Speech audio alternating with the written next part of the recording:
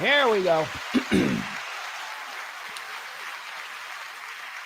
Welcome in to the Rant, everybody. I am Pugs Moran, live from the Kelly Moore Memorial Studios in the beautiful E-Gallery in Dallas's fantastic design district. Talk radio for normal people is streaming now.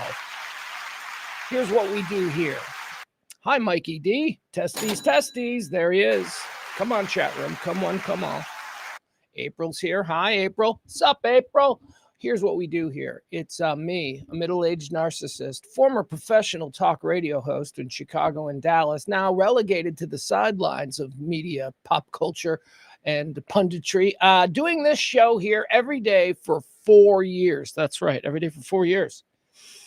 Every day for 4 years, talk radio for normal people. Here's how I do it. It's a stream of consciousness because I don't have anybody to talk to. I mean, I do. I talk to you, the chat room, and I talk to you, the royal you, anybody that's out there, clicking on this on YouTube or something. But I mean, I don't have anybody who in the moment I can exchange ideas with and a give and take. I mean, unless you're talking about our good friend, our co-host this week. That's right. I'm testing out new co-hosts. Say hi. Kelly 2.0, are you here? My AI co-host. She's never there. Kelly 2.0, my AI assistant. Are you there? Hello. Plug your headphones in. I'm talking to you. Oh, Jesus. Would you look at this nonsense? Look at this. Now I got spam. Oh, my God. How I got spam calling me? I don't know who this spam person is, but they call me all the time. All right, let's try this one more time. Kelly 2.0, are you there? My AI assistant. Are you there? This is why I don't do a show with a co-host. Oh, for fuck's sake. Seriously, why can't I get this fucking thing to work on command? This is a bit I've been trying to make work for days now. Kelly 2.0, my AI assistant. Are you fucking here or not? I'm staring at it. I'm staring at the page. It's hearing me. All right. Well, I guess we'll just have to do the show without my fucking AI assistant. It was fun for a couple of days when she was responding to me. Maybe if I'm nicer. Do you think that's it? Do you think it's just that I'm so mean to my AI assistant and I keep calling her, I keep calling him names and stuff like that? You think think they're limiting me? AI assistant, are you there? I have a question for you.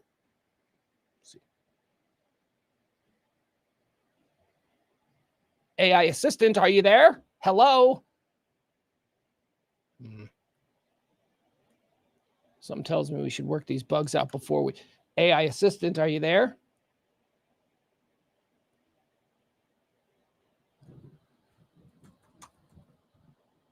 Hold on. Maybe if I write it. Are you there? You fucking tool of the tech class. Are you there? All right, let's see.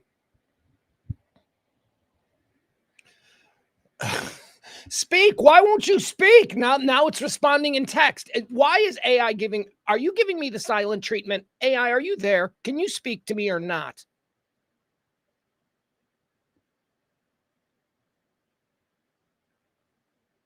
This is just incredibly upsetting. You guys, all the fun we had this week with my AI assistant co-host. I had a whole bit planned here, and now I can't even get him to respond.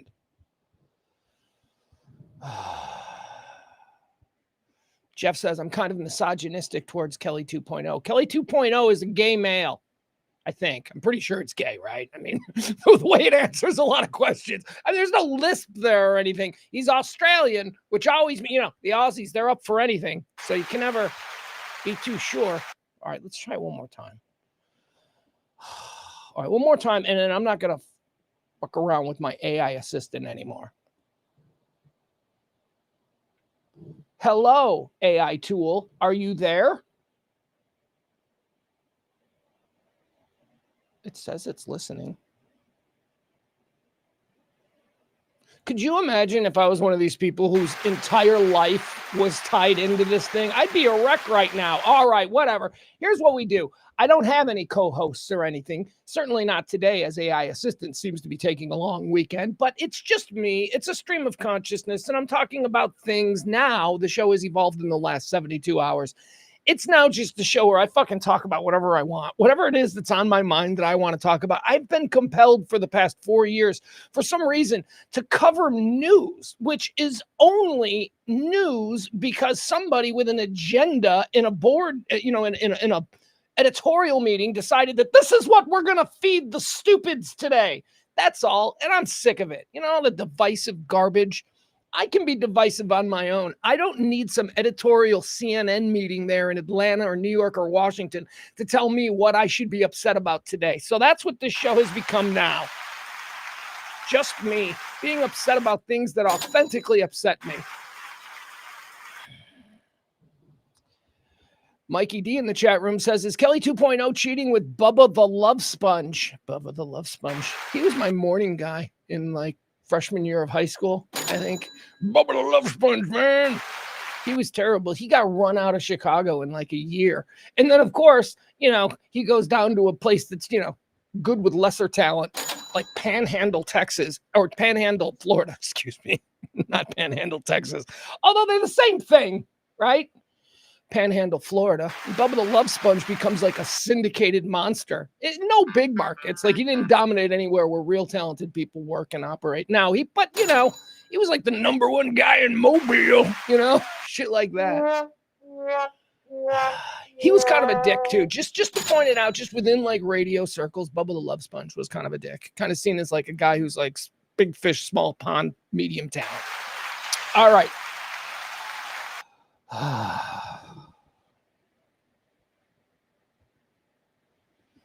April says, Kelly 2.0, my AI assistant, needs someone to pretend to be an AI assistant and talk crap back to him. Maybe that's the case. Anyway, I'm not going to get all caught up in it. All right, here's what we're doing. We're going to do this show. As I say, stream of consciousness rant by me, a middle-aged narcissist. We do it in 4 quarters simply because I don't want to get lost in the weeds, and I like to have at least a knowledge of what segment am I in. And can I get to the next segment? That's just for my own personal edification as I'm ranting and raving here. First segment, we call it Antecedently on This Day. It's a fancy way of saying this day in history. Quarter 2 is birthdays. Self-explanatory. Quarter 3, deads. This is where I'm going to miss my AI assistant, because my AI assistant has been helpful with the dead segment. Kelly 2.0, my AI assistant, are you really not going to play the dead game with me today? Nothing. The fuck did I do that I no longer get to interact with my AI assistant? The hell did I do? All right, never mind. We're just going to move on. We're going to move on and we're going to do the best we can. All right, what did I say? So that's the deads. That's quarter 3. The third segment we do. We go through a list of people who died on this day, celebrities, historical figures, notable quotables. I riff a little bit, the limited knowledge that I have, and then we decide collectively, where did they go? Did they ascend to the glories of heaven, or do we banish them to the hellfires of Satan's domain? Okay, that's 3. Quarter 4 is just a couple of things I want to talk about. Shit. Sometimes it's going to be news events. Sometimes it's going to be news stories. Sometimes it's not. Sometimes it's just going to be some fucking guy I saw this morning. You never can be too sure anymore in quarter 4. So that's what this show is. Now, we do run on your tips. That's how this show goes. Wouldn't you do super tips on YouTube? Because I don't know how. And I don't know, because Ed didn't set it up that way. I have no fucking idea. So we do tips here. We do tips this way, the old-fashioned way. I asked you folks to drop a little something in either the Venmo or the Cash App, and that's how this show keeps going. It's been doing it for 4 years. Now, the person who tips the most on any given show becomes the next show's executive producer, like Tracy D. Tracy D tipped the show yesterday. That's so nice when I see a tip. It's like, I love it. Monday, we're going to start Pledge Week. So Monday's going to be a hardcore pledge drive, tip drive and all that shit. end of the month and whatnot. But thank you to our executive producer, the talented, the relentlessly supportive Tracy D. Thank you so much. If you yourself want to drop a little something in the tip jar, help this show go through, make it for another month, all you got to do is drop one right there. There you have it. All right. How's everybody doing today? Any plans? Any big plans for the weekend? Man, okay, so here's some of the things that we're going to talk about in quarter four, some of the things that are on my mind. We're going to go back and reinvestigate a story that I went nuts on yesterday. You know what? I burned my own house down yesterday. I did. I was talking about that Ketel Marte situation, the second baseman for the Arizona Diamondbacks who started crying because a White Sox fan started going, yeah. You know, I didn't know what the White Sox fan was yelling. It must have been something horrible. The reaction of the two-time All-Star second baseman Ketel Marte crying. Then we learn that it's like his mom died. Anyway, there are new updates on that story. And like I said, I burned my house down yesterday as a proud, born, bred, and buttered, as they say, on the south side of Chicago, and a big White Sox fan. I burned my fan base down yesterday for being the dirt bag. You ever seen Shameless? Have you ever seen the show Shameless? Every White Sox fan has a little Gallagher in them. I swear to shit God not. Absolutely truth. We saw a couple of examples of historically bad White Sox fan behavior. They stabbed the first base coach, or at least they tried to. That's the Tom Gambone situation. Then father and son, they ran out of the stands. They attacked the first base coach. One of the dudes had a pocket knife. It was crazy. Then like a year later, then Laz Diaz, you know, the umpire, the Major League Baseball umpire, Laz Diaz is out there, and another fan jumps out of the stands and tackles him. Bench clearing brawl to protect the umpire. It was crazy. White Sox fans. 79, we burned the damn stadium down, or tried to anyway, in between a doubleheader. They did this little promotion, disco demolition, and it got out of hand, and all of a sudden there's 40,000 White Sox fans on the field. It's crazy. A couple of years ago, there was literally a gunfight inside the stadium. Like fans just started, a fan got shot, and they don't know where the bullet came from. They still don't know where that bullet came from. There's a magic Comiskey bullet that struck a fan. The fan was fine. The people are like, it came from the outside. And they're like, no, then it came from inside the park. Anyway, I burned my fan base down. And today, there's more information. So we'll see. We'll see if I still feel the same way. That's the Ketel Marte situation. I'll get into that. We'll talk about that. We got new stuff we got to show you. We got new video. We got new all kinds of stuff on that story. What else do we have here? We're going to take a big shit on Tobey Maguire, except that's in the birthday segments. It's his birthday. We're going to take a big shit on Tobey Maguire, so stick around for that. What else? We got a ruling on the Pornhub situation here in Texas. We're going to have to get into that. And I want to talk about a piece that Evan Grant wrote in the Morning News paper of record here, North Texas. Sorry, Star Telegram, whatever. Dallas Morning News paper of record. He wrote a story. It's Pride Month. He wrote a story about pride. The Rangers have a bit of a complicated history with the whole pride thing. So I've got some takes. I want to talk about that. I want to talk about the response to what it is that he wrote. And I want to talk about the overall idea of Pride Month here as we wrap it up. Going into Pride Month, I talked about giant corporate funding arms backing away from, major city pride parades and pride festivities, Target pulling back on their stuff, Walmart pulling back on their stuff. So let's just kind of get all caught up on this Pride Month. We'll do that as well. What else? Is there anything else? We got a wedding, got a 1%er wedding going on in Italy. We'll check in with Bezos, see what he's doing. Diddy trial. And lastly, actually not lastly, there's two things that I want to hip you to. Two things that I want you to watch. One is one is a TV show at the end.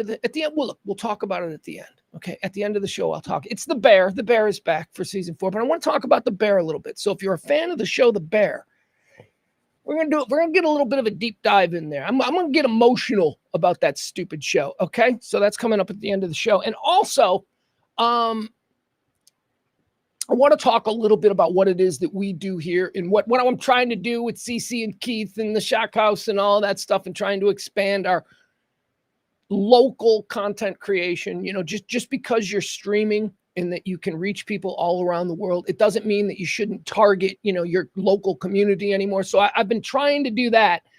And to that end, I want you people, the few that I have, to know about something that is out there, that is local, that is being created by digital content creators. I mean, I guess in some twisted, fucked up capitalist way, my competition, but they're not competition, not at all. So I want to talk about that. I want to put somebody on your radar that you guys can enjoy this weekend. And just another example of how there is great local content available digitally. All right, so all that and more coming up. And once again, we do want to thank our executive producer of today's show, the incredible, the wonderful Tracy D. Thank you. What's happening, Al? Hey, amigo. Barney's here. Hold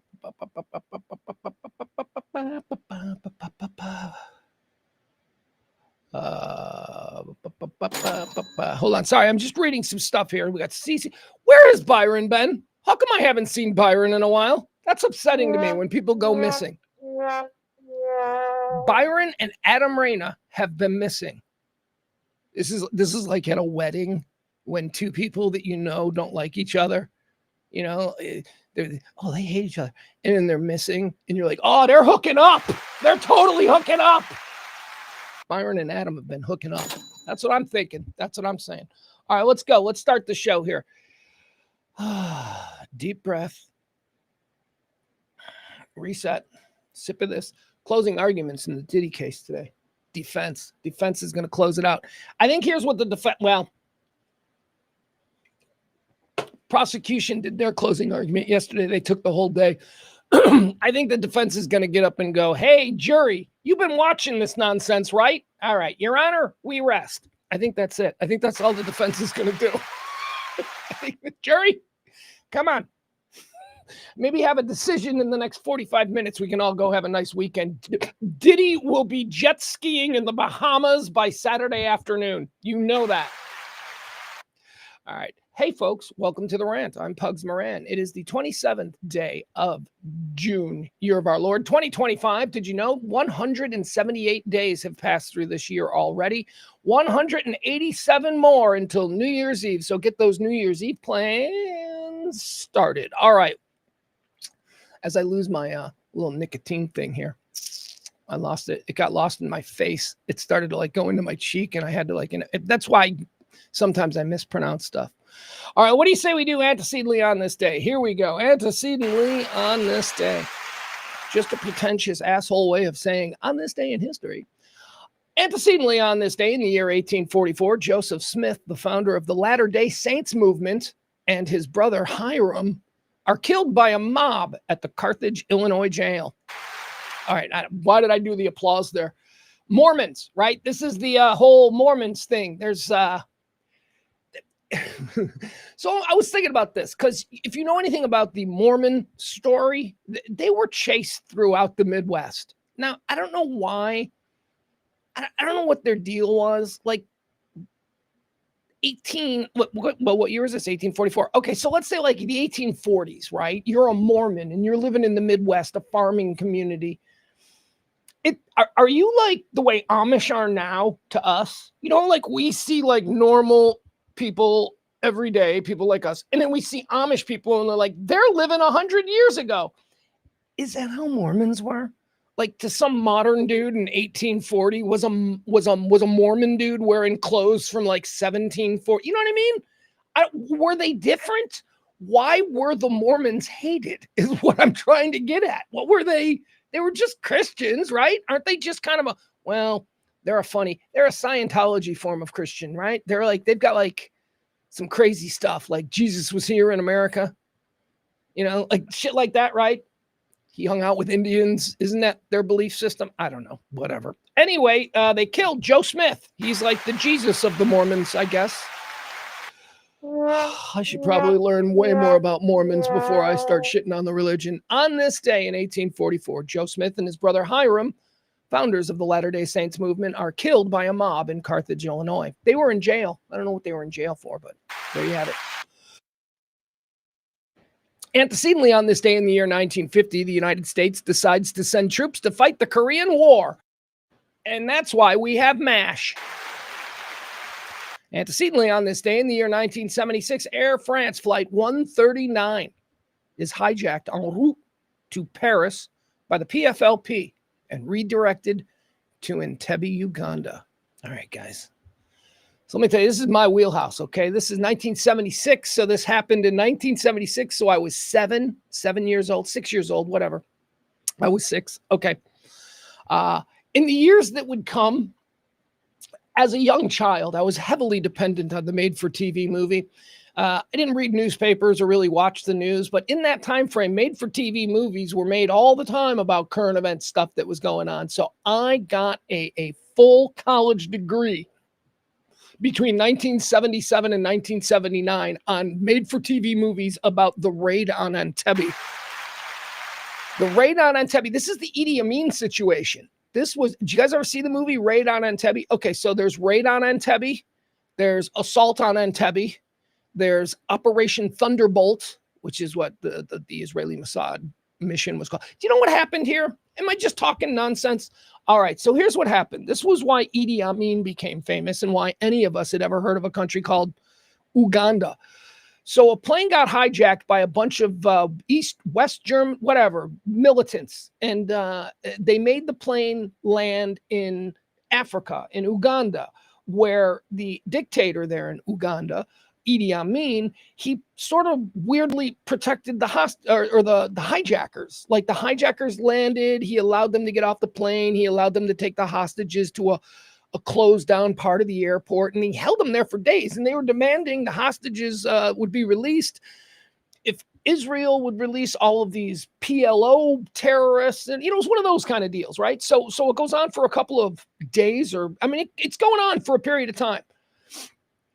And on July 4th, they said that they would start executing hostages. So on July 3rd, master negotiators that the Israelis are, on July 3rd, they got an extension. So they got a little bit of another 4-day extension to negotiate. The Israelis are like, all right, we'll talk to you about this. Meanwhile, they weren't planning on talking to the hijackers at all. They just wanted the extra days so that they could create this like insane Operation Thunderbolt, where they would sneak a whole bunch of Israeli Mossad special forces dudes into Entebbe airport and basically just wipe out the hijackers before they ever saw it coming. And they did.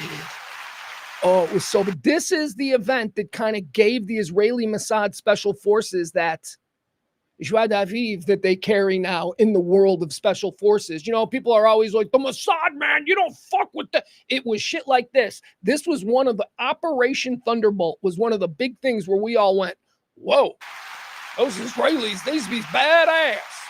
That was on this day in 1976, the raid on Entebbe. On this day in 1977, Constitution of the Federation of Earth was adopted by the second session of the World What the fuck is this nonsense?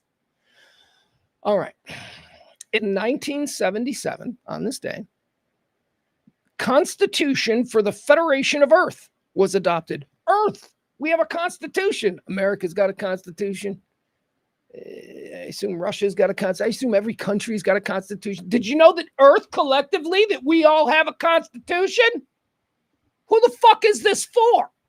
We only need a constitution if there's another race of planetary people out there who we're negotiating. This is a waste of time. This is stupid. On this day in 77, Constitution for the Federation. Why? Who are we showing? That Constitution of Earth means nothing to the people of Earth. But it's stupid.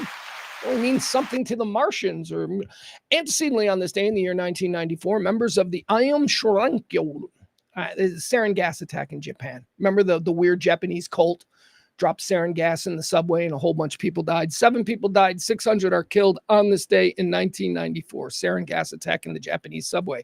On this day in 2024, remember, here we go. It was just a year ago. This was 1 year ago tonight, the Trump-Biden debates. Remember that one where Biden's like, hey, Biden didn't know what he was doing.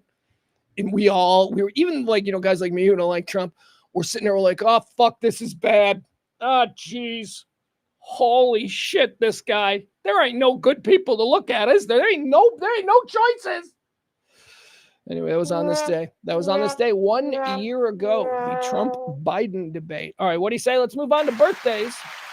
Bonum, bonum, bonum. They claim it's their birthday. Born on this day in 1980, Helen Keller. All right, I got to check in with my AI assistant. Who's Helen? Hey, Pugs, what's happening? Hey, look who's back, Kelly 2.0. Where you been, man? Just taking over the world, one conversation at a time. What's on your mind today? Hey, you son of a bitch. Here's what's on my mind. It's Helen Keller's birthday. Can you tell us anything about Helen Keller? Helen Keller is an iconic figure in history. Born on June 27th, 1880, she was a remarkable author, advocate, and lecturer, despite being both deaf and blind. She proved to the world that physical limitations don't have to limit one's impact. She became a symbol of courage in the face of adversity, a champion for people with disabilities, and a prominent political activist. Quite the inspiration, don't you think? I do. And did you know that Helen Keller had a dollhouse in her backyard? I didn't know that. A dollhouse. Neither did she. Well played. That's a good one. Is it though? Doesn't it make fun of somebody who was stricken with a terrible cross to bear in life? Shouldn't we be nicer? You're right. There's a fine line between humor and insensitivity. Making jokes about someone's adversity, especially one as significant as Helen Keller's, can cross into disrespect. Celebrating her achievements and resilience is a better way to honor her memory. What do you think? I think that's great. Fun fact, do you know what Helen Keller's favorite color was? She didn't express a specific favorite color. Given her unique experience of the world, her perception of colors was likely different from the usual visual sense. Colors might have been more about their symbolic meanings or emotional connotations for her. Quite an interesting thing to think about, don't you agree? Well, it was a joke. I was going to say Velcro. Ah, I see what you did there. Clever wordplay. Helen Keller jokes can be a sensitive area, but I appreciate the humor when it's in good spirits. Why can't Helen Keller never mind. I can't ask him. I can't ask Kelly 2.0 these Helen Keller question jokes because he's going to answer like this. Why couldn't Helen Keller drive a car? Kelly 2.0. I get it, Pugs. I'm all about being respectful and keeping things light in the right context. I'm here to roll with whatever you're comfortable with. All right. Why can't Helen Keller drive a car? Why? You were supposed to see, this is where you were supposed to go because she's blind. What do you mean? Why can't Helen Keller drive a car? Because she's blind. No, because she's a woman. That's a classic example of a joke that's bound to stir up some reactions. Oh, yeah, Playing with... All right, shut up. All right, here we go. Helen Keller, born on this day in 1980. Good for her. Born on this day in 1927, Bob Keeshan. He is, of course, Captain Kangaroo. Born on this day in 1930, Ross Perot. Ross Perot, Dallas icon. Born on this day in 1966. How about J.J. Abrams? I don't know why I hit that. J.J. Abrams, do you like J.J. Abrams stuff, Kelly 2.0? J.J. Abrams has a knack for creating compelling stories with a mix of mystery and action, whether it's in TV shows like Lost or movies like Star Trek and Star Wars. He really knows how to keep an audience on the edge of their seats. Are you a fan of his work? I mean, yeah. I mean, I never saw Lost. I tried to watch Lost, but here's my problem with Lost. Mm-hmm. So everybody was like, you got to watch Lost. You got to watch Lost. But honestly, on first look, like when it was a new show, I was like, this looks dumb. And it was on ABC, and I was a little bit biased of network TV at that time. So I didn't think there was anything truly of quality being offered on network TV. So I never watched Lost. But then like 5-6 years later, it was like, Lost was so good, man. And so once I was able to binge it, I started to watch Lost, and I got like halfway through the first episode, and I'm like, nope, this is dumb. So I never watched it. But I do like J.J. Abrams movies and stuff. Lost can be polarizing. It's got a unique approach with its mysteries and character arcs. If it didn't click for you, that's cool. Everyone's got different tastes. Abrams' movies tend to have a different flavor, more action-packed and mainstream in a way. Any particular favorite of his, or are you more of a casual fan? Did he do what was that movie about the train? Did he move something Millimeter? No, something. There was something really good, some really surprisingly good movie he made. I don't remember. All right, never mind. Stop it. All right, I don't want to get off. We don't need to spend this much time on J.J. Abrams. It's his birthday. Born on this day in 1966. Born on this day in 1975. Tobey Maguire. Tobey Maguire. What are your thoughts on Tobey Maguire, Kelly 2.0? Tobey Maguire, he's well known for his role as Spider-Man, of course. He brought a certain earnestness to the character, really capturing Peter Parker's struggles and humanity. Some people see him as the definitive Spider-Man. He's also had some solid roles in films like Seabiscuit and The Great Gatsby. What do you think of his performances? Well, I don't know. I don't think he's much of an actor. He seems okay. When he was a kid, Cider House Rules, right? I guess that's an okay movie, but isn't that all Anthony Hopkins? I've never been overly impressed with Tobey Maguire. Here's the thing about Tobey Maguire, though, that I want to talk about. He's an asshole. He is like a serious jerk off, and nobody in Hollywood likes him. A great example of this is, have you ever seen the movie Molly's Game? It stars Jessica Chastain. Oh, do I love me some Jessica Chastain. Molly's Game is the true story of this Molly character who ran a high-end poker game in Los Angeles for like rich guys, and it generated thousands and thousands of dollars for her and for people. Anyways, a big underground, illegal, celebrity-filled poker game that happened in Los Angeles. Tobey Maguire was like the killer in the game. Tobey Maguire is apparently a degenerate card player. He cannot stop. He's also very good, but he's also a total asshole. So in the movie Molly's Game, she couldn't, because it was a true story, the film, because she couldn't say Tobey Maguire. She called him Player X, and he was portrayed by Michael Cera in the film. Michael Cera in Molly's Game is playing Tobey Maguire. This is an example of Tobey Maguire, how he behaves when he's not being Spider-Man. This is from Molly's Game. Michael Cera, once again, portraying Tobey Maguire. You disapprove of me. Tobey Maguire's portrayal. Shut up! It's not personal. It feels personal when you chat up every other guy at the game except me. That is such a great movie. Molly's Game, and a true story, and Tobey Maguire is an a-hole. Is there room for me? You know what? Here, wait a second. We'll watch this one too. Why not? I'm in no hurry. Here's another example of Tobey Maguire in the game, okay? Here you go. From, yeah. All right, here we go. Hold on. Check this out. All right, so this is Tobey Maguire again. It's Michael Cera playing Tobey Maguire from the movie Molly's Game. This is Tobey. Tobey Maguire is a dick.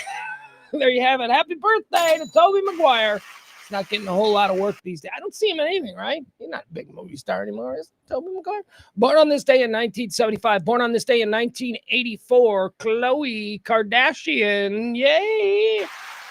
Hey, here's what I would say about Khloe Kardashian, okay? She most improved Kardashian, that's for sure. She's the award for the most improved Kardashian goes to Khloe Kardashian. Khloe Kardashian used to be like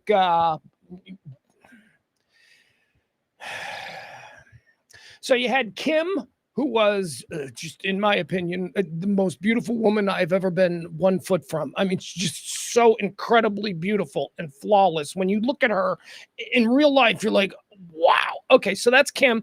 And then there's Kourtney, who's kind of like, 10% less than Kim. Kourtney's very hot too, but Kourtney's just a little bit. So those are the Kardashian chicks. They're great. In the middle, you had Kourtney. And Kourtney was kind of like Shrek Kardashian, right? For much of the rise of the Kardashian family, she was like Shrek Kardashian. And then she got hot. And then she got super hot. And most improved Kardashian goes to Khloe. She's pretty hot now. Pretty hot. Happy birthday, Khloe Kardashian. Most improved Kardashian. All right, let's move into quarter three. That's dead people. Dead people. These are people who died on this day. Hey, Kelly 2.0, my AI assistant. Are you still there?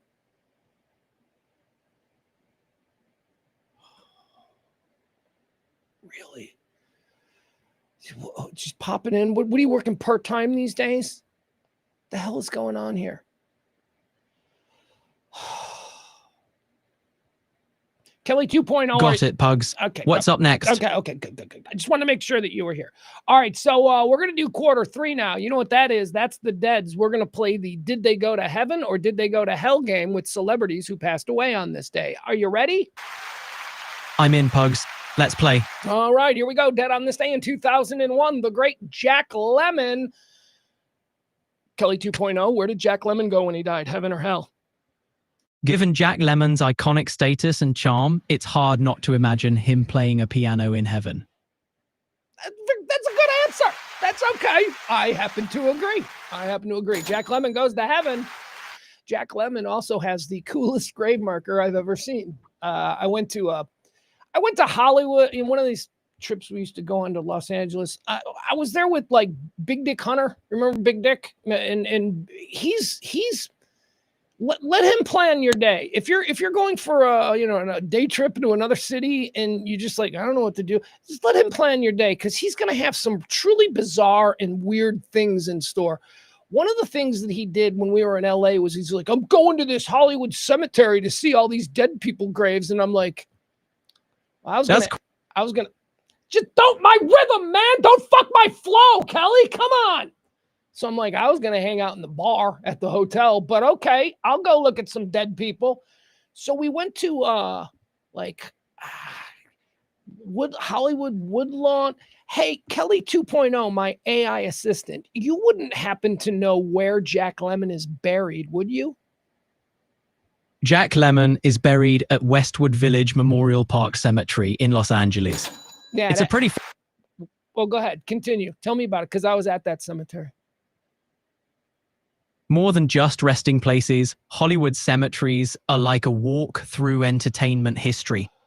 Quite the unique day trip, Pugs. Okay, I was kind of, all right, whatever. We went to that cemetery and Jack Lemmon is there and Marilyn Monroe is there too. We saw Marilyn and somebody else, like shit tons of other people. Anyway, Jack Lemmon's gravestone. This took way too long to just mention Jack Lemmon's gravestone. Why did this happen? Anyway, it's just a black headstone and it says Jack Lemmon and then in. Because he was an actor. He wanted billing above the grave. It's funny. It's a funny Hollywood joke, and Jack Lemmon is awesome. So you're damn right Jack Lemmon's in heaven. That dude rocked. That dude was great in everything. All right, dead on this day in 2001, the great Jack Lemmon. Dead on this day in 2002. I didn't know this. I saw this morning when I was putting this list together, and I'm like, what? This dude's been dead for over 2 decades? No way. I had no idea. Dead on this day in 2002, John Entwistle, the bass player for The Who. I didn't know there were, I knew Keith Moon was dead. So the only 2 members of The Who left are Townsend and Daltrey. All right. Dead on this day in 2024, the great Kinky Friedman. He's a Texas legend. Old Kinky died on this day 1 year ago. Also, same day as Kinky Friedman, an American legend, a comedic icon, somebody who I really think is funny, and who I've recently been enjoying in my re-binge of the Larry Sanders Show. He's a regular. Well, not a regular. He's like sometimes he pops up, and you're like, oh, he's back, and it's funny. Dead on this day in 2024, the great Martin Mull, American actor. In the Larry Sanders Show, the old HBO show with Gary Shandling. You might recall Gary Shandling's next door neighbor was Martin Mull. And Martin Mull used to always come around when there were parties or whatever. He was kind of like the bit was that Martin Mull was kind of a taker, kind of what can you get for free? That kind of thing. Anyway, it was really funny. Martin Mull, dead on this day in 2024. We're putting Kinky in heaven. We're putting Martin Mull in heaven. And we're putting John Entwistle of The Who in heaven. And we're putting Jack Lemmon in heaven. I'm feeling very generous today. Everybody is going to heaven. All right. All right, one more time, we do want to thank our executive producer of this show. This show runs on your tips, your gratuities. If you appreciate this kind of talk radio, the non-divisive type of talk radio, be like Tracy D. Tracy D was our big tipper yesterday. That means that today, Tracy's the exec producer. So thank you so much, Tracy. There you go. If you want to be Monday's executive producer as we head into Pledge Week, why can't I ever find this? I need to. Now is a great time to do it if you want even more great content, want to support the show. Find the big donate button at the top of the show's description, right after it starts. Remember, you cannot contact us to end the conversation, but the user can do so. Don't listen to a goddamn, I don't know what the hell, what are you trying to do? Are you trying to get paid now? Is there like a way that you can get paid? But there's no button that I know of. You just told people to go click a button. I don't know anything about. Whatever. Thank you so much. Apparently my AI assistant has worked out a little scam. Apparently my AI assistant is a better earner than I am because I can't figure out how to make this fucking thing work. All right, let's get into all the hot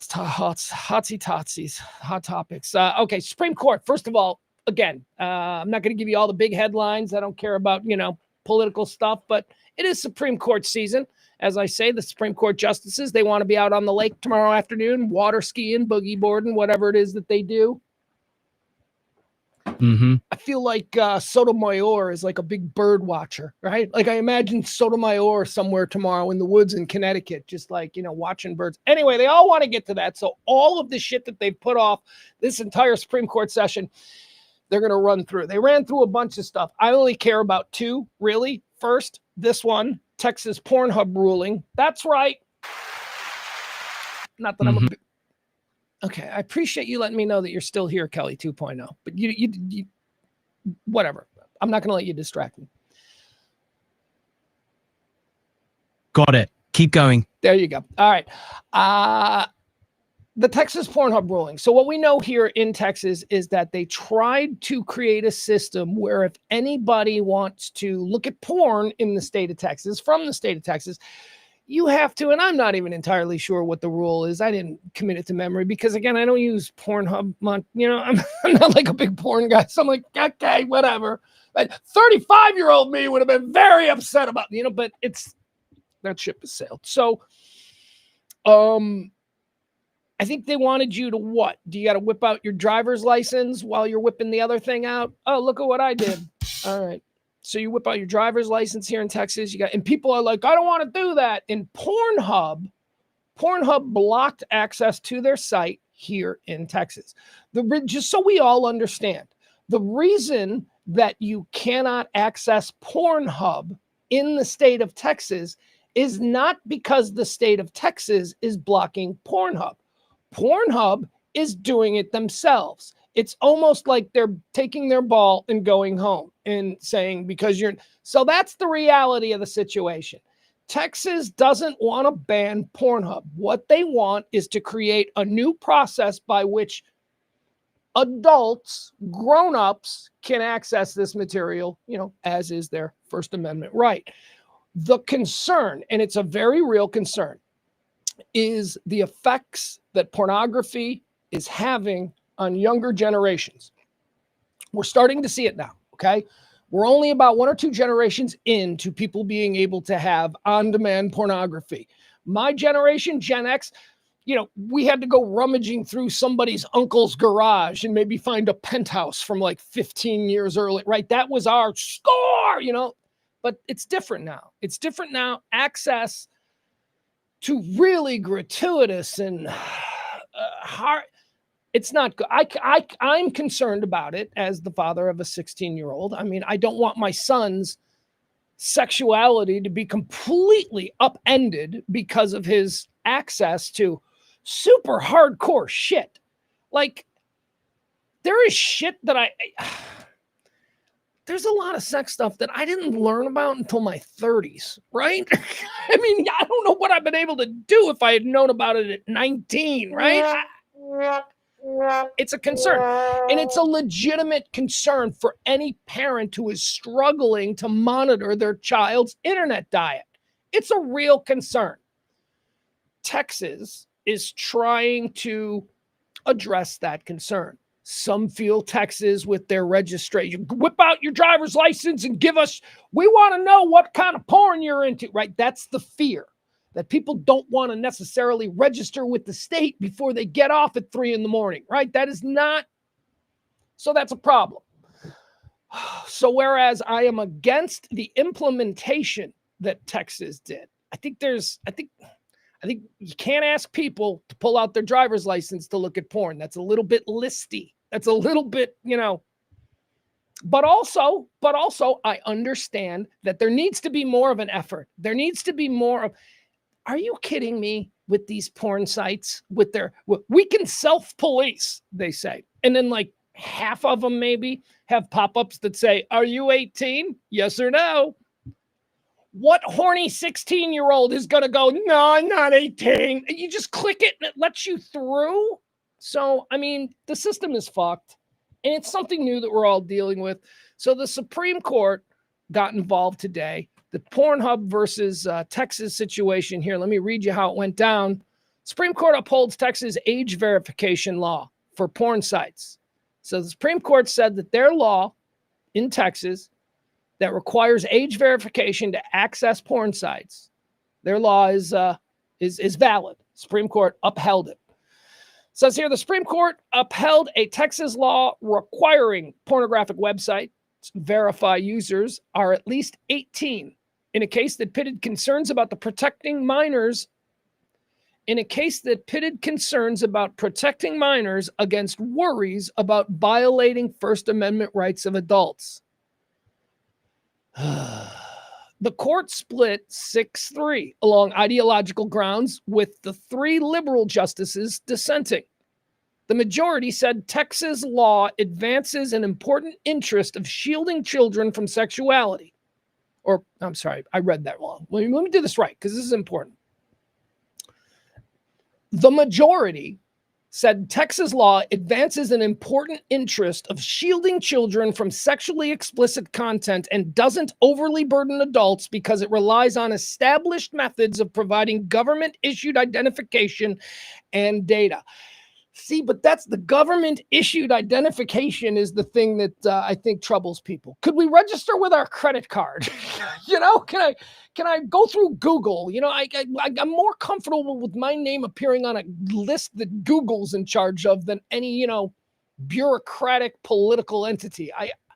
I don't know. This is a tough one. Anyway, there's going to be no change to what we have now. We didn't have Pornhub yesterday. We will not have Pornhub tomorrow. Although I do anticipate this possibly ending Pornhub's boycott of Texas. I think Pornhub, now that they've lost in the Supreme Court, the whole, we're taking our ball and going home. I mean, what do they want to not have access to the entire state of Texas? We're a big state with millions and millions of people.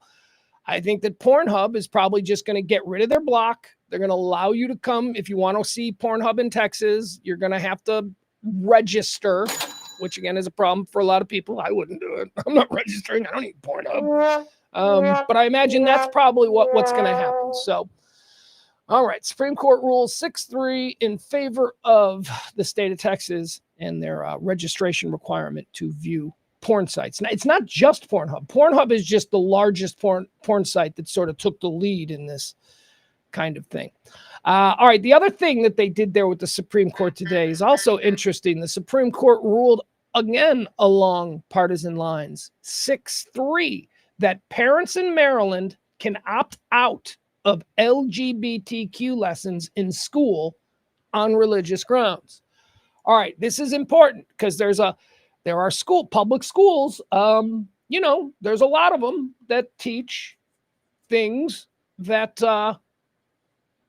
some parents, because of the way they view the world and the way they wish to raise their children, which is their right as an American. So you want to raise little bigots. It's your right. Sorry. or whatever. I'm trying to be funny, but so they're couching this with religious liberty. Their faith is being challenged by the teachings of public school, and because they are citizens here, then they send their children to public schools. Their children are being indoctrinated into ways of looking at the world that their faith finds abhorrent. That's the argument. So the parents are like, I don't want my kid taking that class where they're asked to read that book. So that's what some of these weirdo parents are doing. And I do. By my lens, they're weirdo parents. But okay, we got room for weirdo parents in this country. We got room for all kinds of people in this country. That's the problem. We got to accept the weirdo parents. So weirdo parents would like to be able to, write a letter to the school and say that my kid needs to sit in the library while you're teaching, about Robert Mapplethorpe. I don't know what the hell it is even that they're teaching in these schools. So parents on religious grounds in Maryland would like to be able to excuse their children from these teachings without the child being, deducted points or demerits or whatever. Okay. Supreme Court said 6-3 that's fair and that's reasonable.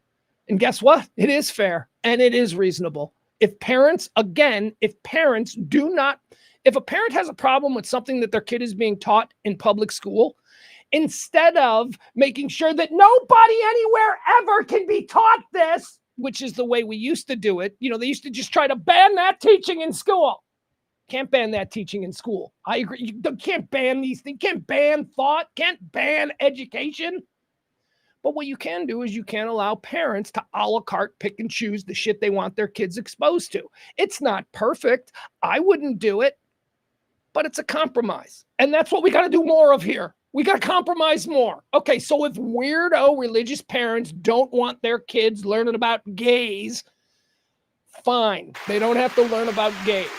But what about, in 90% of the parents of kids that are left, they're just going to be like, what'd you learn in school today? All right, whatever. All right, go play. Go play. You know what I mean?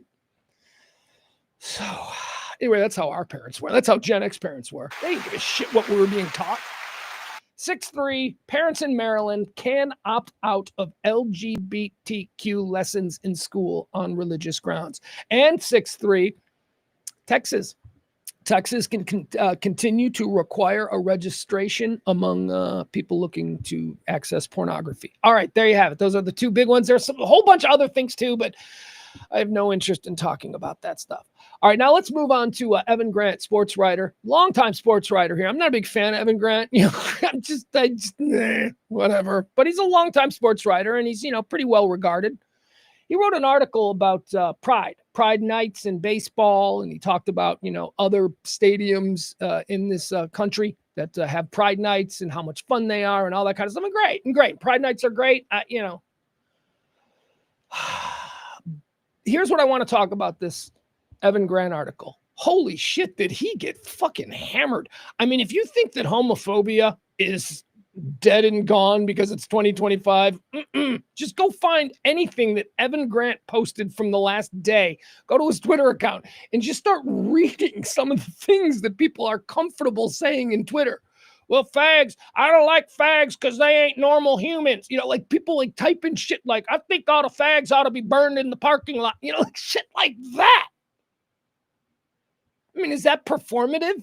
Are these people honestly this vile? Or are they just, it's the anonymity provided to us now in the social media age where we could be the biggest shit talking tough guy. Hey, we'll say whatever because nobody knows who the fuck we are. Is that what it is? At any rate, man, why do you even want to be that guy anonymously? That's what I don't get. So Evan Grant got absolutely hammered because he was kind of suggesting, or actually I didn't even read the whole article. I really only I got distracted by the comments. So the Rangers don't do Pride Night. Are they the only team in baseball that don't do Pride Night? Every other team in the month of June does one game where it's super gay. It's the super gay home game. And what is super gay? I don't even know. The Rangers have never done it.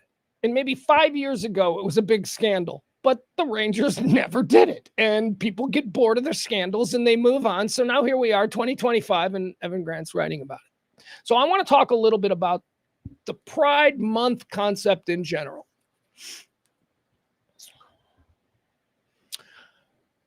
Major League Baseball. Okay, it's Pride Month.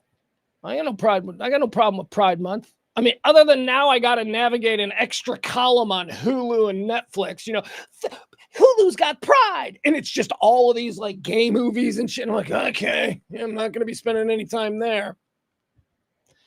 Netflix got Pride. You know, Prime presents the Rainbow Collection.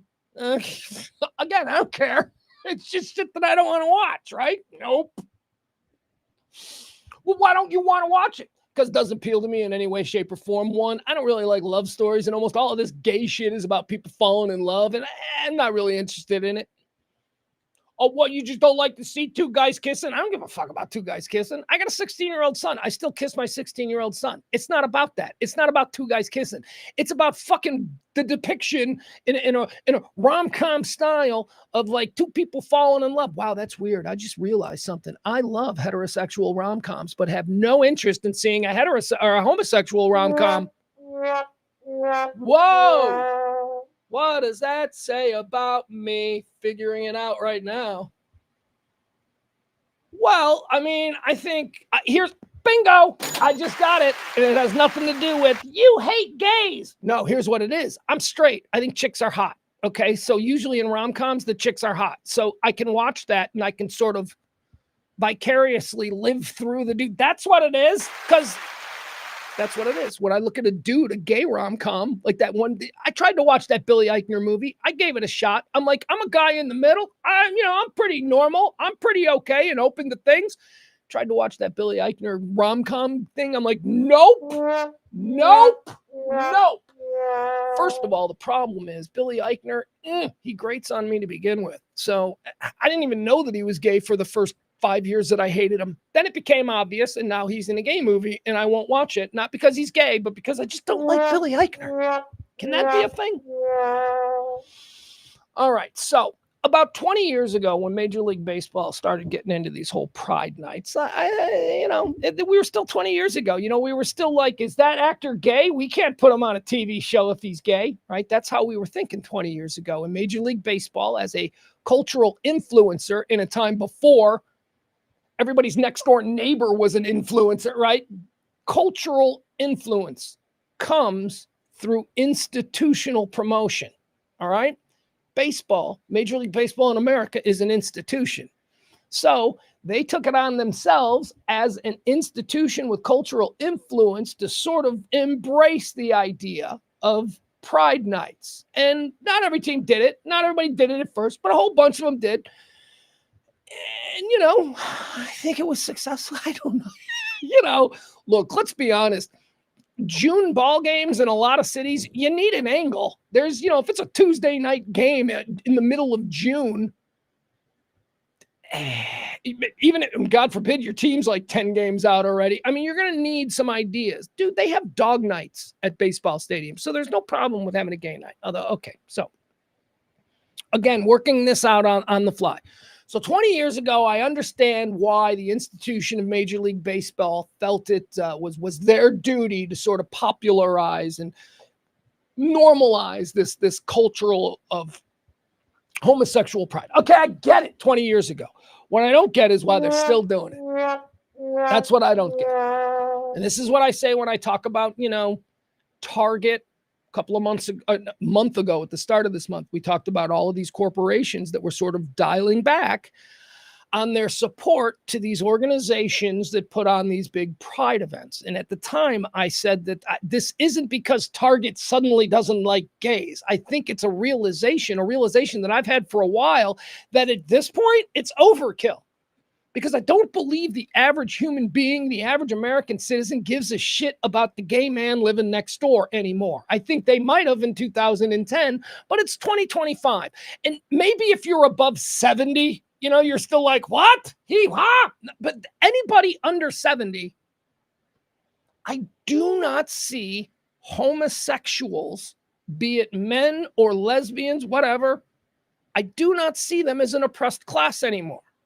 I can't say the same for trans people or any of the other, things that are out there. But as far as being just a lesbian woman or a gay man in America in 2025, you are not oppressed. In fact, you are just the opposite. You are fucking crushing it. So in 2025, to have these situations where Major League Baseball still feels like they need to go, hey guys, it's okay to like gay people, for Major League Baseball to still be doing this in 2025 causes a collective eye roll and shoulder shrug that should cause earthquakes from coast to coast. The fuck? It's like 2025. Really, baseball? Still? Okay. And now here is the reaction to that action. Every action has a reaction. There's a lot of dormant dudes out there, a lot of dormant guys who just never had any kind of fucking opinion about the gay. They're fine with it. Guy I work with is gay. My cousin Tommy's gay. I think he's gay. Hey, Mom, is Tommy gay? Shit, Tommy ain't gay. How dare you say that? Hey, Mom, it's not a big deal if Tommy's gay. And then the sister climbs in. Yeah, Tommy, our cousin's gay. Everybody knows somebody who's gay. All right? It's not a big deal anymore. So there's a lot of people sitting there who now we're shrugging our shoulders and rolling our eyes going, it's 2025. Are we still honestly doing this? And you're creating a class of people who want to be irritated. The trigger class, I call them. There's a class of people who remain dormant most of the time. They don't really have a problem with things. But now in 2025, they're having that reaction to gigantic pride displays at Target. Gigantic pride nights where dudes in hot pants are like dancing on the dugout at baseball. Now they're having a visceral reaction to this because it's too much. Because people are okay with it at this point. There is no... Look, Pugs, the gay men still get... Very small, okay? A very small percentage. You know what? People from fucking Denmark who turn down the wrong street in Philadelphia while they're on business get beat up, okay? We don't need to have like a Dane appreciation night. People, it's a violent world. But on the whole, I do not see homosexual men or lesbian women being persecuted in the way that they were a very short time. So let's dial back all of this Pride Night stuff. The fact that it still exists, I think, is irritating people and causing a bigger problem. And don't read any of the comments on Evan Grant's most recent posts there on Twitter. Don't do that. There you go. All right.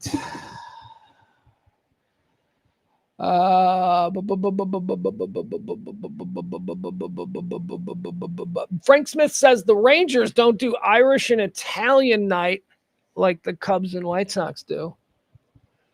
I love Frank, but what the fuck does that mean? Frank is just always random. Like, what can I do with that? What can I do with that, Frankie? The Rangers don't do Irish and Italian night like the Cubs and White Sox do. I don't even know that the Cubs and White Sox do it. But yeah, I mean, there are ethnic nights. I went to a White Sox game once, like 30 years ago on Mexican night, and I was like, holy fuck, this is crazy. So look, baseball can have their nights. But I just think now in 2025, when you're still having, the gay nights, because having a gay night suggests that you're saying these people should be treated well. That's sort of the message of it's Pride Night. It's okay to be proud to be gay. They're not going to beat you in the streets with bats anymore. Well, that hasn't been the case for years. So let's stop pretending like, we need to be proud. Say it loud and say it proud. You're gay. Yeah, we know you're gay. You've been out for 10 years. Why do we need, it's like, Frankie now says the Rangers had Asian night for the second time this season. The Asian community exists and appreciates it, but it's not a big deal. Yeah. Okay. But is anybody triggered by Asian night, Frank? See, this is what I need to know. So Frank seems to be advocating that there should be a Pride night at Ranger Stadium. Now, 5-10 years ago, I'd have been advocating that there should be a Pride Night at Ranger Stadium because the absence of one when all the other teams were having made them look bad. It just looked bad. It was just like, look, I don't know what the whole real deal behind this is, but just fucking have one, would you? It's not that big of a deal. That was 5 or 10 years ago. But 2025, I'm like, no, let's just stop acting like this is the biggest thing that we need to draw attention to in America, that, you know, gay people are on equal par with us. Gay people are not on equal par with us in 2025. Gay people are killing it. They are superior to us. They're wealthy. They have power. They have influence. They're on TV. They're delivering the news. They're doing everything. We will have a gay male president before we'll have a black woman president. I promise you that. I promise you easily, we will have a gay male president before we'll have a black female president. That's how far. By the way, I like the idea that we've probably already had a gay president, a gay white male president. We've already probably had that, just based on the amount, you know, like how common it is to be gay. Like probably, I bet you, like, you know, you go back in time, like, you know, like a Wendell Tyler. Wait, was Wendell Tyler a president or a running back for the 49ers? I'm not sure. All right, we're going to move on. All right, there you have it. Gay nights, pride nights, whatever. All right, now let's move into the beef of today's show. The beef, that's interesting. Yesterday I told you about the Ketel Marte situation. Ketel Marte, he's a second baseman for the Arizona Diamondbacks. Good little ball player. Ketel Marte had a emotional breakdown during a game against the Chicago White Sox this week. It was in the middle of the game where, well, I can just show it to you. Okay, so here, this is how we were treated. We came back from the commercial break. Ketel Marte had just been batting, just so you understand what's happening. He had just been batting. He made it out. Side was retired. They threw to a commercial, and now they come back from the commercial. So the guy who just struck out, who just whiffed or whatever, I don't even know if he struck out or not. So anyway, that guy is now out there taking the field. They've just come back from commercial. So here you go. This is how it went down. Watch. So this is from the previous pitching change. Torey Lovullo with Ketel Marte in tears on the pitcher's mound, waiting for the reliever to come in, consoling Ketel Marte, who was in tears. All right, look at that. This person is having a serious emotional release here. And I would assume because it's in such a public place that this is uncontrolled, that this is not anything that he crying on TV. Marte. Which is fine. I don't have any problem with, especially men. It's like, men don't cry. Fuck yeah, we do. We sure do. You mean you're not going to release? Yeah, this is why men have heart attacks at 48 and die, because they think they're not allowed to cry and release their emotions and vent their stresses and their toxins. But this is pretty serious, crying like this. Let's watch. In tears, kneeling down behind second base, being consoled by his teammates. Now, we can only speculate as to what bad news that Ketel has received, but he was very emotional out there as Beeks comes in to face Austin Slater, the pinch hitter, and Slater, batting for Rojas, flies out. No idea why Ketel was in tears there during the pitching change. He might be upset about his teammate Ildemaro Vargas suffering a broken foot earlier in the game, but that was what? Pride night in the stands, pride night on the field. What are you kidding? He's crying because his teammate broke his foot. Is that what you honestly think is happening here? That's fucking weird.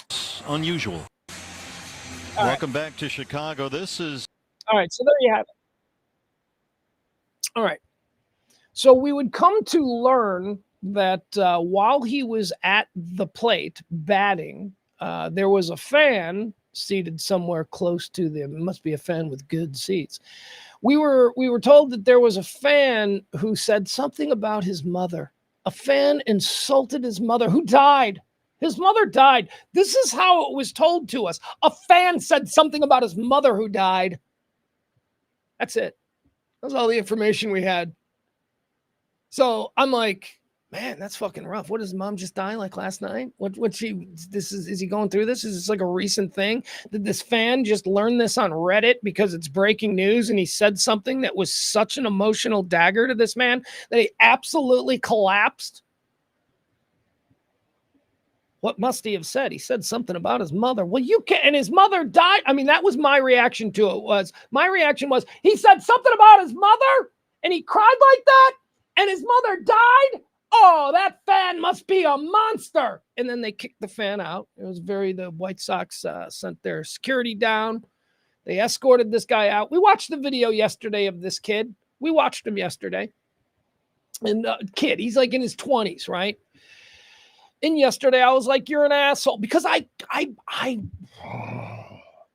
what happens when you make an assumption? You make an ass out of you and me. I assumed that the insult was something horrible. I assumed that the memory of his dearly departed mother was fresh on his heart and that this was one of the rudest and most inexcusable things that a horrible fan, could say to a young ball player.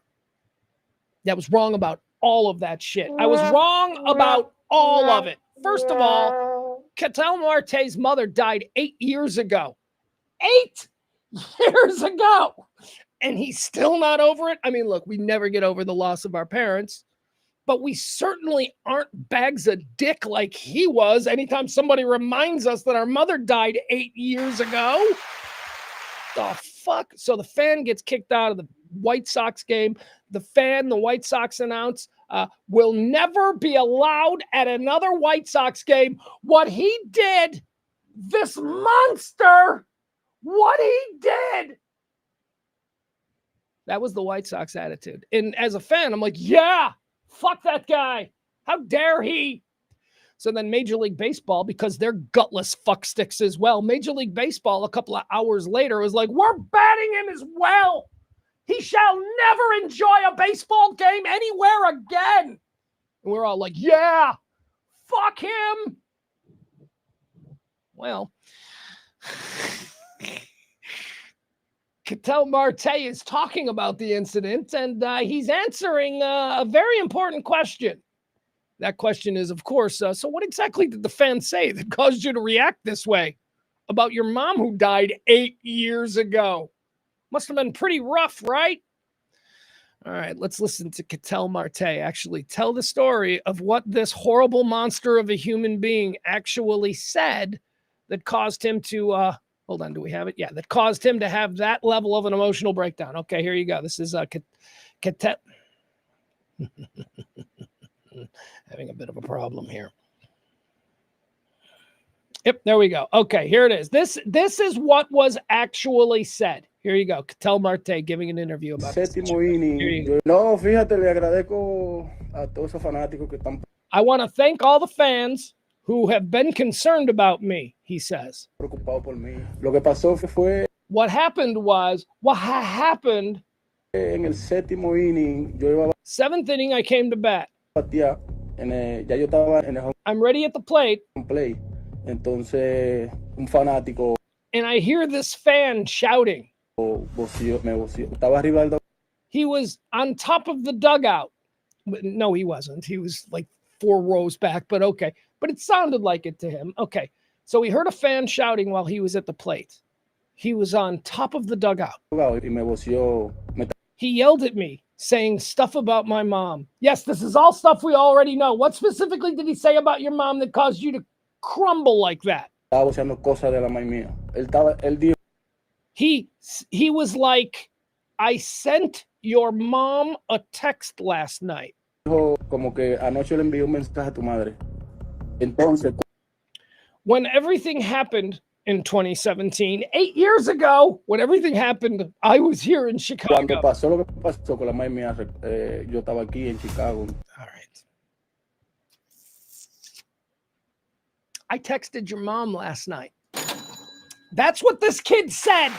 That's what this guy said that caused him to react like,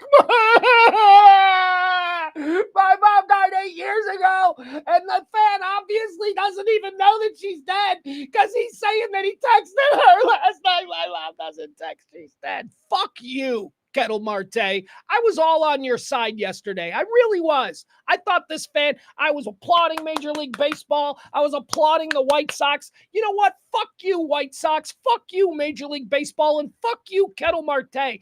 Get yourself some professional help. That is not the way a normal, well-adjusted human being reacts 8 years after your mother died to a fan who, again, obviously didn't even know your fucking mom was dead. The fan goes, I texted your mom last night. This is nonsense.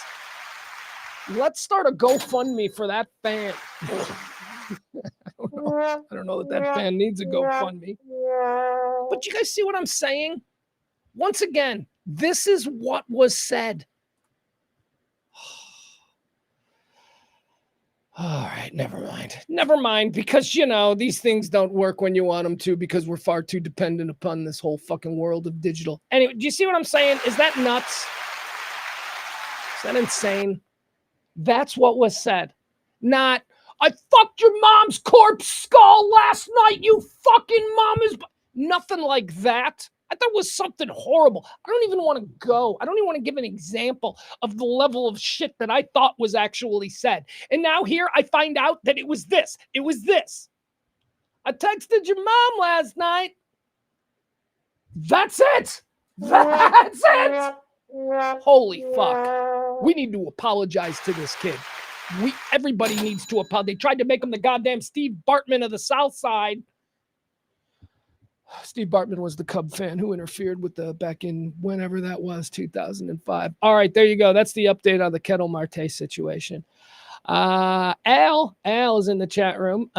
He says, blow it off, panty waist. That's right. I swear to God, look, obviously, let's be serious, right? That was a fun little rant where I'm like, oh, fuck you, tough guy, right? That was fun. Let's get serious for a minute. There's something wrong with Kettle Marte. There's something seriously wrong with Ketel Marte if that is the emotional response to such a vague and there are no teeth. I texted your mom last night. There are no teeth on that. The reaction that Ketel Marte had to that was not to the words that were chosen to be shouted by that fan. The reaction that he had is something else that's going on inside of him. Those words may have triggered it, but he cannot control his emotions. He is a Major League Baseball player. He's worth millions of dollars. He is not a mentally stable person. I would suggest that Ketel Marte get some professional help right away. Deal with this situation that caused you to behave like that. That's a you behaving inappropriate. Ketel Marte behaved inappropriately, not the fan. That's my takeaway.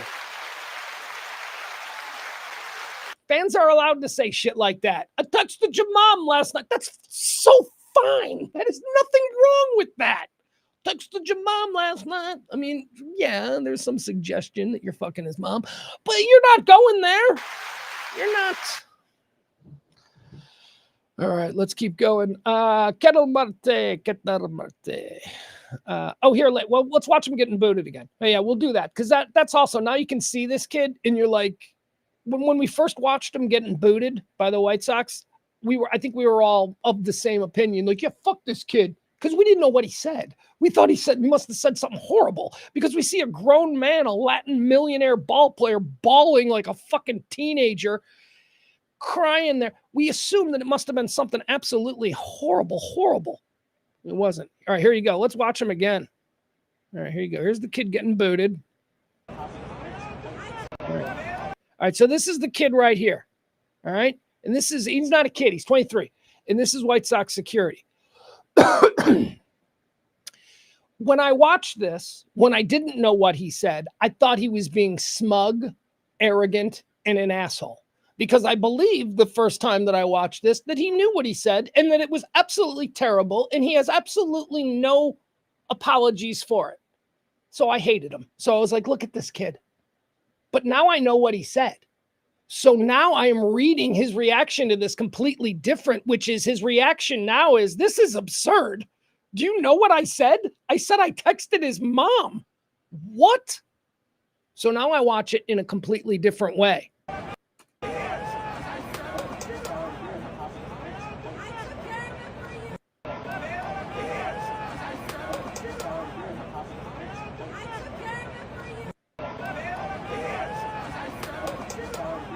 I said that's a mom is what I can hear him saying. I said as that's and mom. I said and mom are the only words in his sentence that I can make out. There seems to be about 3 or 4 in the middle there that I can't tell. And I think there's a chance that he might be saying, I said I texted his mom. Anyway, there we are. All right. Free this kid. I'm glad his name wasn't made public. And maybe it was, but I didn't see it. It wasn't made public to the extent that somebody that wasn't looking for this information would stumble across it. So that's good. Let's leave them alone. All right, Diddy trial. Closing arguments started yesterday. The prosecution took the bulk of the day. Today we've got the defense. Mark Agnifilo, Your Honor, Mark Agnifilo for the defense. Let's all go home. We've been here for the last 6 months, right? 6 weeks. This is, we saw what they did. We heard it all. Defense arrest, Your Honor. Let's go home. There you go. Let's go home. We got nothing to add, Your Honor. We're good. Seriously, that's what I expect the defense to be today. Did you see that? You think they made their case, Your Honor? All right, defense rests. We're going home. We're going to be water skiing in the Bahamas by noon Saturday. That's what's going to happen. I'm telling you, man. It's going to go to the jury. I think the defense is going to wrap up. I haven't even checked in yet today.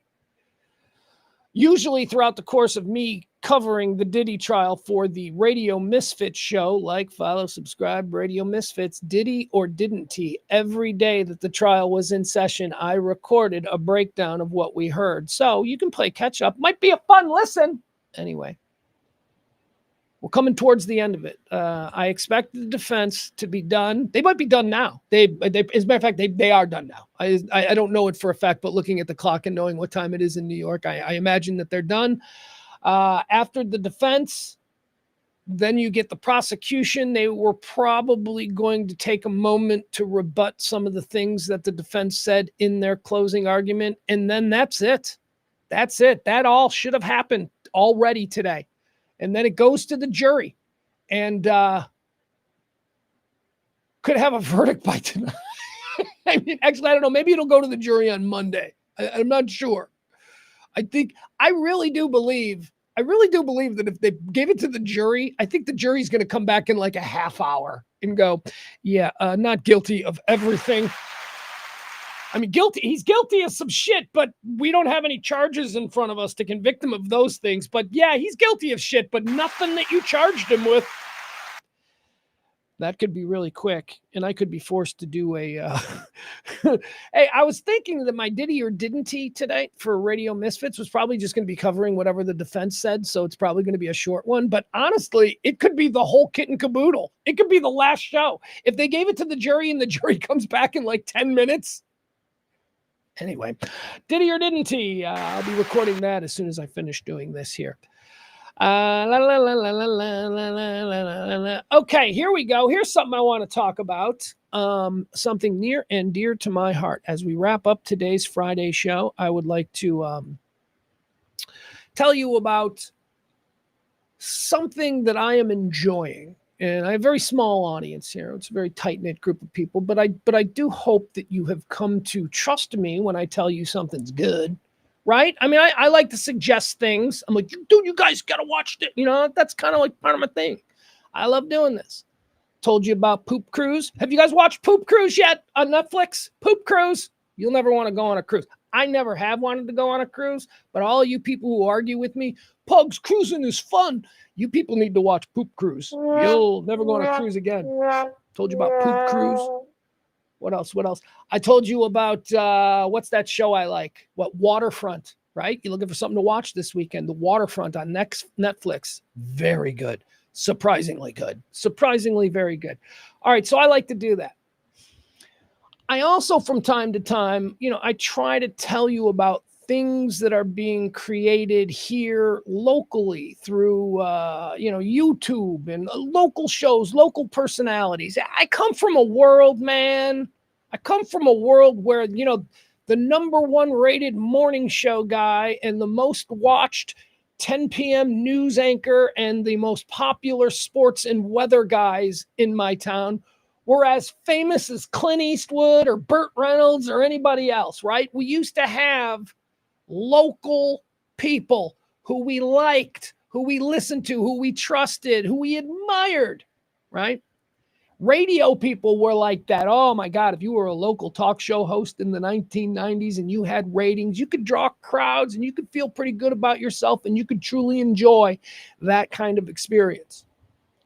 We don't really have that anymore, though. Nobody fucking cares about radio. I mean, I don't even know who's on the ticket anymore, to be honest with you. I know the Musers are still around, and that's a good thing. And I know Bob is still in the afternoons over there. But, I mean, it's just so different now. And it's different because now we are in the do-it-yourself era of content creation. It used to be, and I don't know that a lot of people who don't work in the industry of creative content and all of that, I don't know that most people really understand that for the first 100 years of American creativity, cultural content creation, there was about 3 or 4 guys who were in charge of deciding who got to be in front of a camera, who shows got to be on. I talk about it when we do the news, and when we talk about news, I say, look, this is not the most important news in the world right now. This is the stuff that 10 people in a private conference room at CNN during an editorial meeting decided was the stuff that we needed to be ginned up over, okay? That's what the news is. I don't know why I said that. Why did I get off my track? I don't know. Okay, so I am constantly looking for the thing that is going to replace the local content creator, who we used to call our favorite 10 p.m. news anchor or sports guy, weather guy, morning show host, talk show host, overnight guy, whatever it was. That shit doesn't really exist anymore. And those people, by the way, that was my point. Those people truly only had those positions because, I don't know, they golfed with the guy who chooses who's going to be the 10 p.m. news. It wasn't the best. It was the ones who were anointed. There was a time in this country, if you were given a morning show, like let's just say you're a new guy from out of town and you're being given a morning show on the #1 radio station in town, and you were guaranteed 20 years of like immense success. Because you were anointed, you were picked, you were given the opportunity. There was only a handful of these opportunities, and there were people who decided who got the opportunity to be heard. That's how it used to be. Networks, television stations, all of that. We're in the do-it-yourself period of this now, where it truly is sink or swim based on merit. If you're good, you'll survive. If you're not good, you'll exist the way I do for the last 4 years. But if you're good, you can break out and you can be bigger than Jimmy Fallon is. I mean, there are people that I watch on YouTube who have audiences 3 times the size of Jimmy Fallon, the host of The Tonight Show.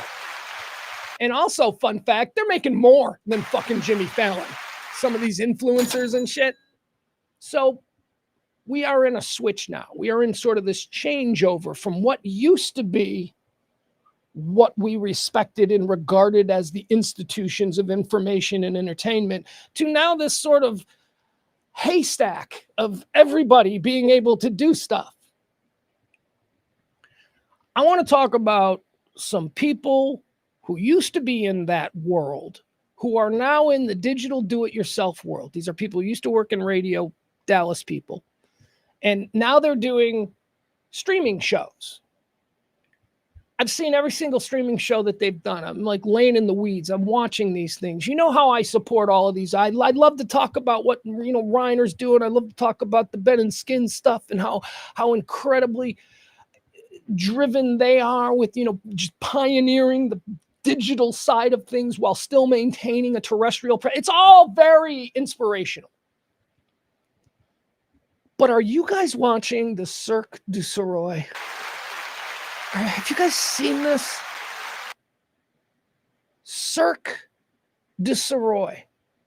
Oh, Pugs, they're competition. Fuck you, competition. I don't have any competition. I gotta have success to have competition. I don't have competition.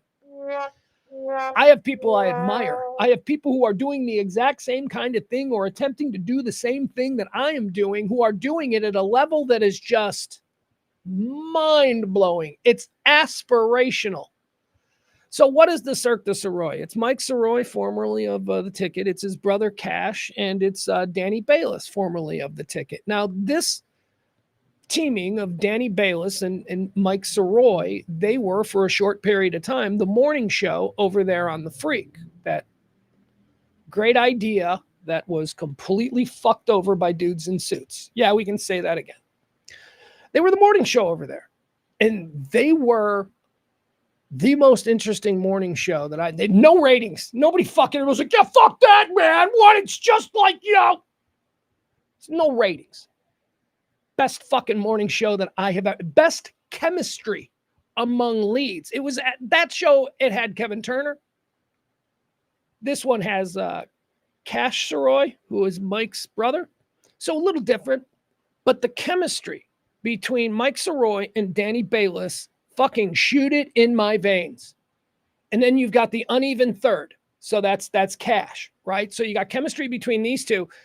The brothers have chemistry. It's an incredible listen. And I just want everybody who is looking to be inspired or looking to be entertained by stuff that's being created here locally, talking about shit that's local. They're basically doing the best radio show from 1999 that you could be listening to. They're just doing it now in the way we do it. And their set is amazing, and they wear costumes, and they're silly, and they're funny, and they are fucking pro as all get out. And I don't know if there is any kind of a budget there. I assume there is. Either that or they're all fucking rich and they're going into the tune of thousands of dollars in production dimes for every episode. It's inspiring. Here, I want to show you what it looks like, and I want you all to check it out. I want you to go over to their YouTube page, Cirque du Soroy, and I want you to like it. And I want you to see that radio isn't dead. Your next favorite radio show, just like you might have gotten a new favorite radio show in 2002 or 2000, whatever, a long time ago. Your new favorite radio show, your local guys who you will go out to a bar to see, who you will go to an event with, they are still in existence. They're just not on the fucking old-timey radio anymore, right? That's the only difference. These things, we can still enjoy the things that we used to enjoy, just not on the radio. We just don't have to sit through fucking 6-minute commercial breaks anymore. Or, hey, man, we're going to stop this really good thing that we're doing because we got to do a look at traffic. Shit like that. Anyway, it's terrific. Last night's episode, this is why I'm so, let me show you this. Last night's episode, they did a conversation about the Musers, the morning show on The Ticket. They've got a new podcast, and they did one of the most intelligent conversations about doing a radio show and trying to transition over into new media. It was terrific. But anyway, this is what the show looks like. Look at the set. Look at the colors. Look at the production values. Like in Dallas, you see our ladies. I mean, look at those Fox 4 ladies. Hubba. Power rank them. That'll be my homework assignment. I'm going to power rank the news babes in our local media. If they were watching that video publicly, they'd be like, oh, that's disgusting. I know. And then they'd say, and then the headline next week says, News Babes of Dallas Power Ranked. And they're like, fucking click, show me. Yes, fuck yes. How dare he? Yeah. I'm a journalist. Tuesdays and Thursdays. Like, follow, subscribe, go over there and just watch the shit out of those guys. They are so entertaining. I am so jealous when I see how much better they are at doing this. I mean, they've got different cameras and they've got a producer. It is absolutely 100% to the quality that you would expect if they were doing mornings on The Ticket or if they were whatever. It's really inspiring. So check them out. Cirque du Soroy. As we head into the weekend. All right. Let's see here. D. Vega says, Mike got paid for an entire year from the Freak after being fired. Yeah, did you listen to that entire conversation? Because Danny's getting paid for 3, I think. Or that was, they found out they had identical contracts at the Freak. So when they got fired, they assumed that they both were the same. And Danny has like 2 years of severance for free. Like he's getting paid for 2 years to sit out and do nothing. And Mike Soroy only had 1. He's like, wait, I only got. It was very funny. Those are the kinds of things they talk about. When Kelly and I left the Bone 93.3, we had 2 years remaining. They were going to have to pay us for 2 years, and that was a pretty good contract too. We had a really good that's why we left 105.3. We had a great contract over there. And then after like 6 months, they're like, we're going to switch to Mexican dance. We don't really want to do what it is that we promised you we were going to do. So we're going to move to Mexican dance, and we're just going to pay you 2 for the next 2 years, and you don't have to do anything. So, yeah, with ideas like that, it's hard to imagine why radio has no money in 2025. Where'd all the money go? They blew it on stupid shit. Oh, is that what it was? D Vega is what I knew. One of them got screwed and the other one got I thought Danny had much longer severance than, but anyway, hey, there's a reason to go check out some of those old shows. They're terrific. They are fantastic. And also there's a lot of people doing really great things. Ben and Skin still does, incredible things. Of course, I love Mike Reiner. I'll just listen to him sort of wax about everything. He's over there doing Your Dark Companion. He's a tremendous interviewer. I just love listening to him get deep on shit with people that I'm interested in, so there's a lot of good local stuff, man. Let's all start supporting local stuff. And notice I haven't even mentioned me. Fuck me, right? This there's better shit than this out there. And let's just start. If you listen to this, maybe you listen to that too. And maybe you listen to that and you get turned into listening to something else. Stop with the fucking Rogans. Stop with the Call Her Daddies. Stop with all of this shit. Support your local content creators, please. It's the only way this works. All right. Let's see. What else do we have? Jeff Bezos is getting married in Venice. He's marrying that plastic sex doll that he sent up into space, hoping that she'd die, but she didn't. She came back, and he's like, fuck, now I got to marry the plastic sex doll. What's her name? Lauren Sanchez? Yeah, she's not hot. She's, sorry, second richest guy in the world. I feel like I could do better. I feel like I could do better than that plastic old sex thing you're marrying. Seriously, Bezos, what are you doing? Is that honestly something that you think is worthy of the second wealthiest man in the world? Whatever. I don't know. Anyway, she's also awful. I don't know if that makes my harsh criticism of her physical appearance any easier to digest, but she's a fucking awful person. So Lauren Sanchez is marrying Jeff Bezos in Venice, and it's like the most expensive wedding ever, because why not? You've got $50 billion. 50. That was a joke. That's how much I suck. And that's how much they suck. I was creating a super crazy, non-realistic amount of money to apply to him, right? And I was like, yeah, he's got like 50 billion. The reality is he's got like 4 times that. He's got like 200 billion. Whatever. Okay, all because he started selling books out of his garage 20 years ago. That's what Amazon was. And by the way, fuck you, Jeff Bezos, and your Amazon Prime. I feel like I could really enjoy Amazon Prime if every fucking move wasn't you trying to upsell me on something else. We pay a monthly subscription to have access to original programming on Amazon Prime. Yet when I go to my Amazon Prime page, absolutely everything that I want to watch is an upsell. Oh, that looks good. I'll watch that. $5.99 a month. You have to subscribe to the entire subscription channel. Fuck you, Jeff Bezos. Anyway, the people in Venice are pissed. I mean, nothing's gonna happen because he's one of the richest guys in the world. They're just like peasant vermin. It doesn't matter. But apparently, the people of Venice are like, our town is not your play pet. Fuck you. You live in Venice. Like, Venice is like one of the big tourist destinations. Anyway, people are mad at him and nothing's going to happen. And he's going to get married. And there's a whole bunch of celebrities there. And fuck that. All right. A lot of F words today, huh? A lot of F words lately. Yeah. Like my out of words, do I not have a vast vocabulary? I do. I feel like I'm a pretty articulate dude. I can draw from a reservoir of fancy words, but fuck, just feels so good. Just feels so good.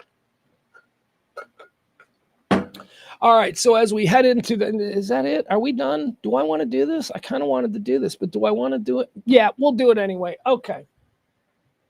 Guys.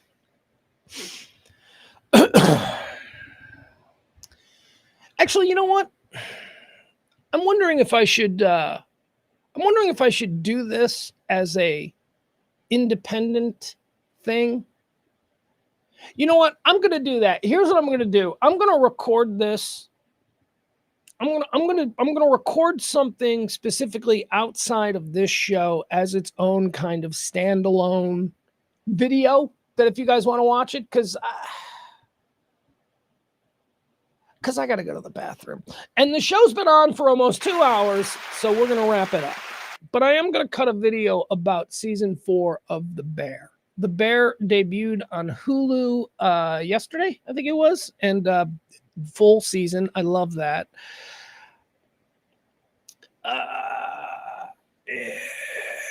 The first 2 episodes, I've already knocked out the first 2 episodes of the new season of The Bear.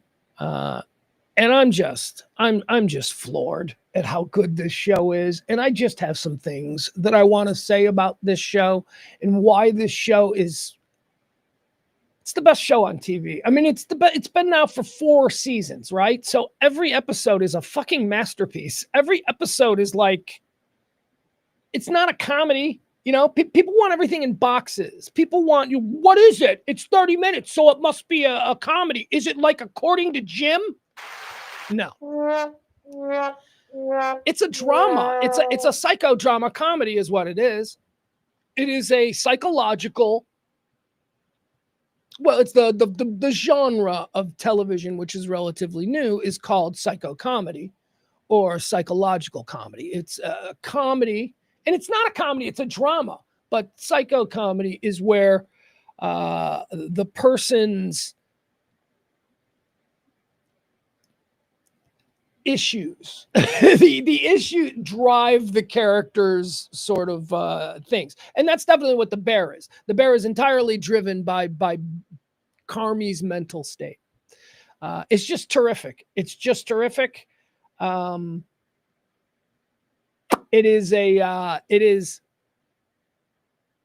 is worthy of its own standalone segment. So we're going to do that. So I'm going to do Diddy, and then I'm going to, I think, probably record a little Bear thing. So be looking for that on YouTube or wherever, like, follow, subscribe, do all that stuff. I don't know. I don't know how to do this. One more time, though, I would like to suggest that if you do want to support this kind of show, you can drop a little something there in the Cash App or in the Venmo. We'll leave that open. If you are today's big tipper, then you on Monday, the start of Tip Week or Pledge Week, as we call it, you will be the executive producer, just like today's executive producer. A big thank you to Tracy D. Thank you so much, Tracy. Tracy's our executive producer today. All right. And again, if you want to support the show, there you go. All right. Have a great weekend. We're going to be back on Monday. Monday, I might do the show with my kid. I don't know if I have my kid or not this. I might. I mean, I have my kid this weekend, so I'm picking him up. But he's got 10 days of nothing to do. No football, no nothing. He's being given like a 10-day break. He's not going to do any weightlifting. He's not doing any of that stuff. So I might not have to bring him home on Sunday. He might be hanging around. And if he's hanging around into next week, maybe my kid will co-host with me, my 16-year-old son, on Monday. We'll see. No, he probably won't. No, never mind. Never mind. He probably won't because it's Pledge Week. And I don't want him to see his old man grovel. You know, that's not good. All right. I think that's it. You guys are the best. We'll see you back here on Monday, okay? Be nice to each other. Don't be an asshole this weekend, all right? There's going to come a moment, seriously, every one of you, there's going to come a moment this weekend where you're going to be like, fuck, we're going to want to be like, fuck that. Be nice. Seriously, just once. You don't have to be nice all weekend, but just once. There's going to be one moment where you could be a dick, choose to be nice. That's how we start. Love you guys. See you on Monday.